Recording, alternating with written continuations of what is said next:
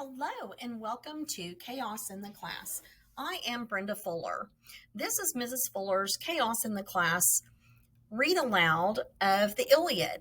Now, grab your books. It's the Illiad. This version is retold by Nick McCarty and it is illustrated by Victor Ambrus. And I am Brenda Fuller with Chaos in the Class reading it aloud to you. Now, boys and girls, we wrote down a word, S-C-Y-T-H-E, S-C-Y-T-H-E, and it kind of got me stuck, and I wasn't for sure how to say that word. And I thought it was scythe, and it is scythe, okay? So we were right in our pronunciation. I know you all have looked that up and put that in your vocabulary for this. And let's move on. And it's a tool that is very similar to a sickle, okay, scythe. And we remember that our author was using it to paint a picture of how quickly that people were able to move through like a scythe cutting through a cornfield. And we knew that a sickle was used to cut down a cornfield pretty fast. So a scythe is another one of those tools. Okay, here we are. We're up with Omens. And again, Omens makes me think of that do. What is the author going to put in here? And remember, Mrs. Fuller is reading this right along with you all. So this is very exciting for me. Okay, here we go. Desperate men do desperate things, and so it is in war. Now remember, we just finished the chapter on war, and the author was putting in, this is war, and then we'd have a paragraph, and this is war. So he's really emphasizing. So bam, first thing, desperate men do desperate things, and so it is in war. Got that repeat again. The Trojans determined to reach the ships on the other side of the ditch. I remember there was this ditch and wall that was built, which is kind of incredible to me. So in the middle of a war, they have now built this ditch to make it harder. And that frequently happens in history. So it's not just here in our Greek mythology, but this is also happens a lot all over the world, as far as there's walls that are built up or ditches that are put to make it hard for the other army to get through. Just kind of a barrier. The Trojans determined to reach the ships on the other side of the ditch, pushed forward, but were held at bay by two huge men. Behind them, the Greeks desperately reorganized. The ditch was too wide for chariots to cross. Horses refused to move when they reached the edge. The Greeks had pounded in sharpened stakes to make the crossing even more difficult. Oh, so they put some little booby traps in. From behind the palisade, the Greeks continued. Okay, let me hide this here. Let's look down at the picture. Love the way that we get to see these rich details. Are you loving that in your books? Look at that. We've got arrows going. We've got these guys responding. Got a long, big wall. Lots of stones happening. Oh, big battle. An unending shower of arrows and stones. Oh, that's what we just looked at in the picture. Archers shot too from the Trojan side, and the palisade was filled with arrows, like a porcupine with its quills clattering in defiance. Look at that rich figurative language. Like a porcupine with its quills clattering in defiance. Both sides rained flurries of stones on their enemies.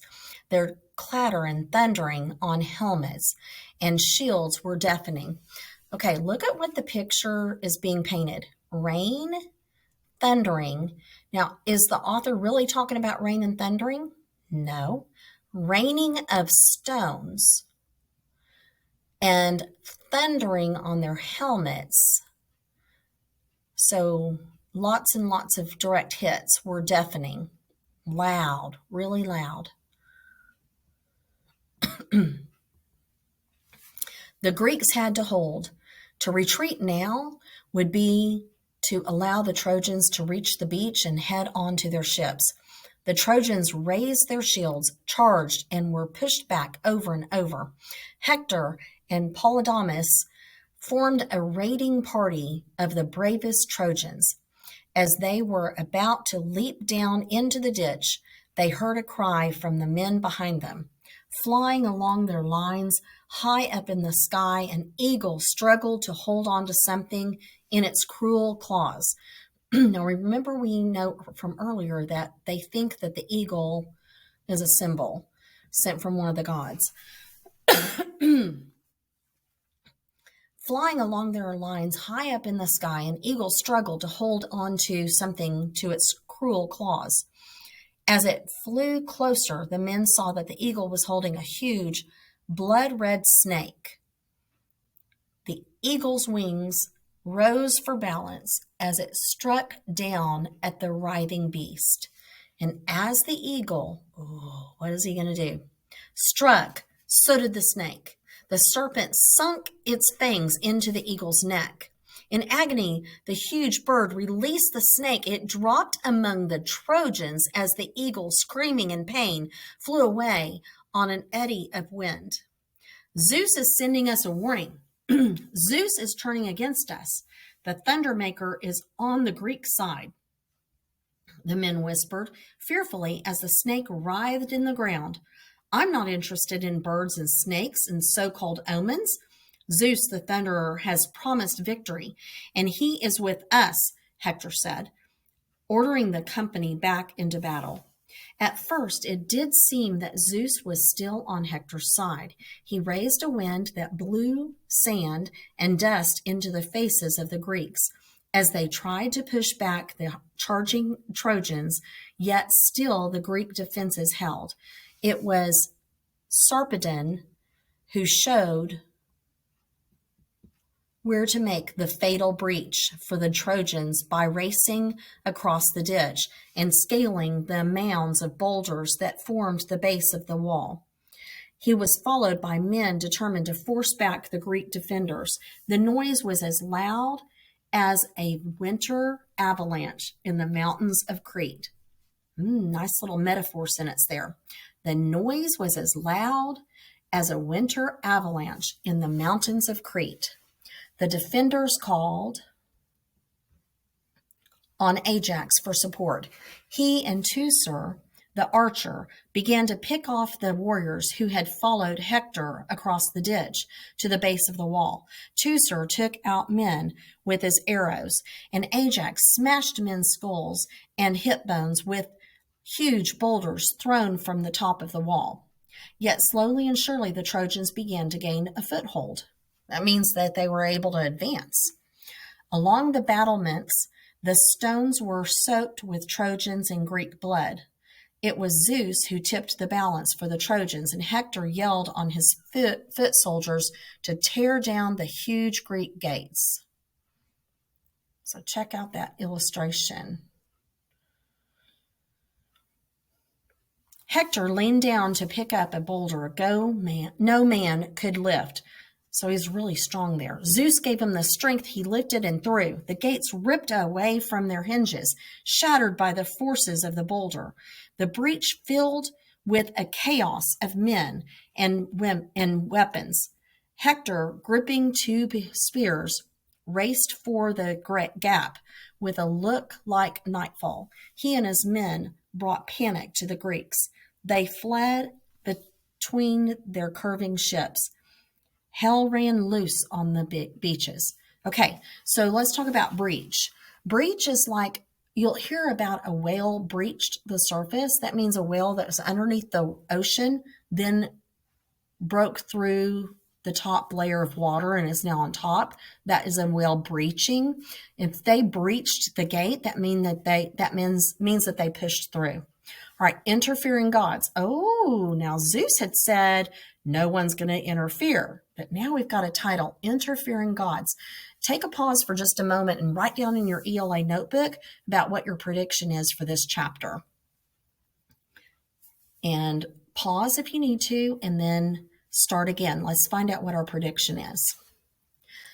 Hand to desperate hand, the Greeks fought. So hand-to-hand combat, the Greeks fought. Step by bloody step, the Trojans advanced over the treacherous sand. Slowly they edged toward the wooden hulls of the swan-necked ships. The smoke and flames swirling from their burning brands got closer. The ships reared up on the beach, propped up with poles, as they had been since the fleet arrived. Their masts and oars were safely stowed over the piles of loot that the Greek army had taken. Hector called, "Come on, Trojans, we'll burn these ships without the help of signs and portents from the gods." That blood-red snake was no warning from Zeus. His men believed him as he strode magnificently into the thick of the battle. Poseidon, who favored the Greeks, rose through the waves and watched the battle from a mountaintop in Samothrace. He was angry when Zeus gave all of his aid to the Trojan forces. He moved down the mountainside. Ooh, is he going to get involved? He moved down the mountainside, making the forest tremble as he swept on into the sea. Now let's stop and think about this. In Greek mythology, unexplained big events that are happening, we now know are usually an earthquake or a hurricane, tornado, a dust storm, a drought. In this case, we know that he's on top of the mountain, and all of a sudden there's this sweeping force all the way down into the sea. So that's most likely a landslide that's happening of rocks. That's very typical in mountains. And it can happen from the freezing and thawing and freezing and thawing of rocks, and eventually they just give way.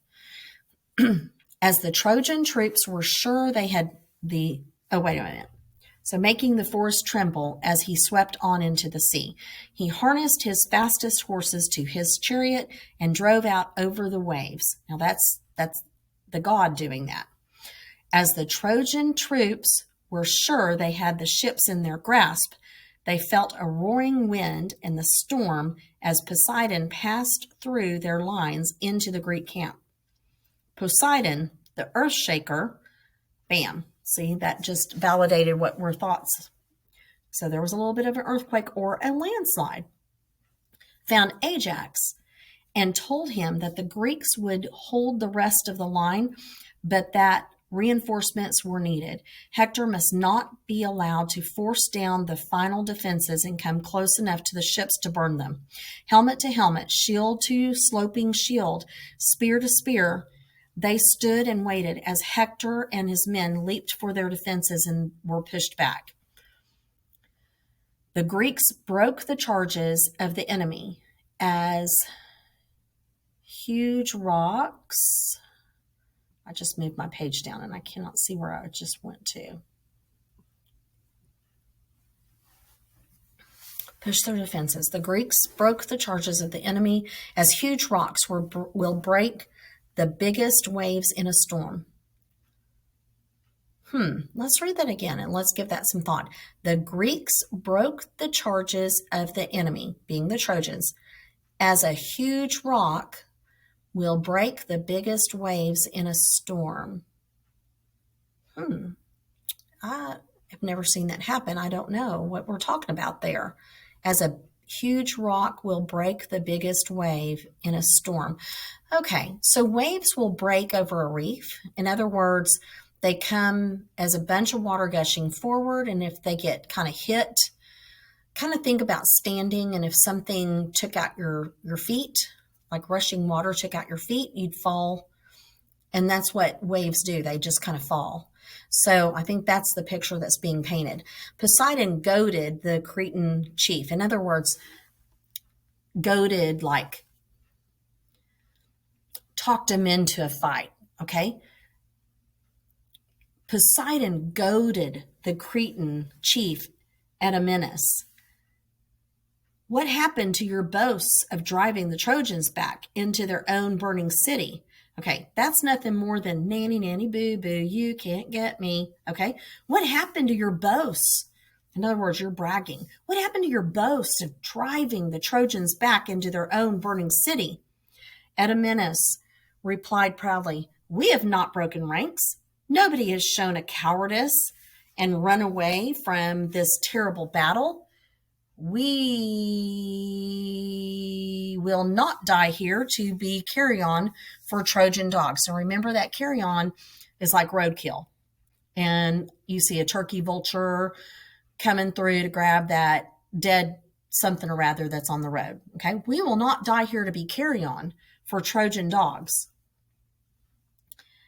Menace called to his squire to come quickly.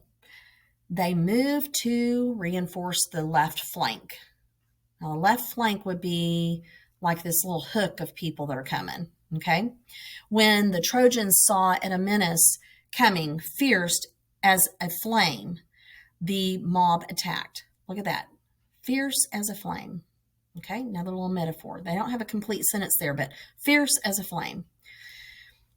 Is fierce really a hot flame in a fire? No. Fierce as a flame. The mob attacked, and so it went on beneath the curving sterns of the ships. The killing fields were filled with long flesh-cutting spears, and the sun-dazzled eyes with its reflection off of bronze shields and breastplates. So they're really painting that picture. It's hot. Lots of sweat, lots of blood and tears. Through all of this, Achilles sat and sulked. Menace flung himself into the attack, determined to bring down the night on as many Trojan eyes as possible. Now, we're not really bringing night. Remember, night on the eyes means that they will never recover. I hate to use the word they're dead, but they're dead. Meriones fought hard. Ajax fought like a god. Menelaus caught Pisander, the Trojan, with his sword just above the nose. He reeled and fell, and Menelaus stripped him of his armor. But with so many great fighters wounded, it was hard for the Greeks. Odysseus, Diomedes, and Agamemnon were all hurt. Agamemnon suggested again that they should head for the sea. Odysseus was furious. How do we drag our ships into the water with the Trojans at our backs with spears and swords? It's not even practical. We have no choice but to fight. Poseidon heard this and rejoiced. Disguising himself as an old man, he spoke as if he knew them all well. My lords, you must not think that all the gods are against you. I promise the day is coming when the Trojans will flee back across the dusty plain to hide behind their city walls. Poseidon himself again roared his battle cry and put fresh courage into all the Greek hearts. Hera had been watching from Mount Olympus and was pleased to see her brother Poseidon busy on the battlefield. She also saw Zeus sitting apart on Mount Ida, plotting how to help the Trojans. She came up with a plan to distract Zeus and to give the other gods a chance to intervene. Aha, there's the intervening gods coming in. Hector and his warriors broke the Greek lines. They carried smoking torches closer to the ships. Hera had little time. The Trojans raising their flaming brands high up and edged closer. Hera would tempt Zeus into her arms. First, she rubbed herself with ambrosia, like little perfume.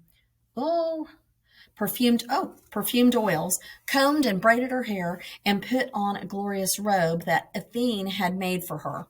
She added gold and amber jewels and a headdress of 3,000 tiny gold filigree pieces. So nice and sparkling, and she smells good, and her hair looks good.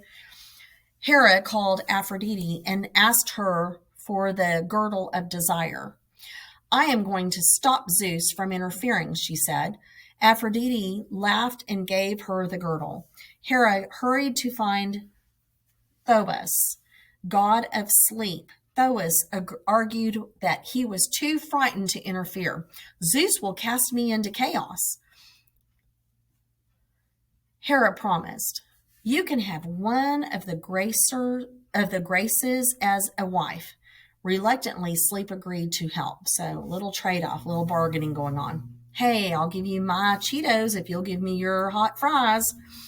Hera went to Gargarus, the highest peak of Mount Ida. She knew Zeus saw her coming. She knew Zeus saw her coming across the Cretan Sea. She knew he desired her as he had when they first met, and that Zeus was losing interest in the struggling men, running around like bloody ants far below him. He had decided that if these men were left alone, victory would go where he wanted. Hera was looking especially lovely. In other words, he's thinking, I'm at recess and I don't have to play that football game right now because my team looks like they're doing pretty good. I'll go spend some time over here with this pretty little girl. Yeah, I know you boys and girls. All right, she suggested he might prefer somewhere more secluded. We'll not be seen, Hera, my dear. I will bury us in a soft golden clouds. So they're going to hide behind the clouds.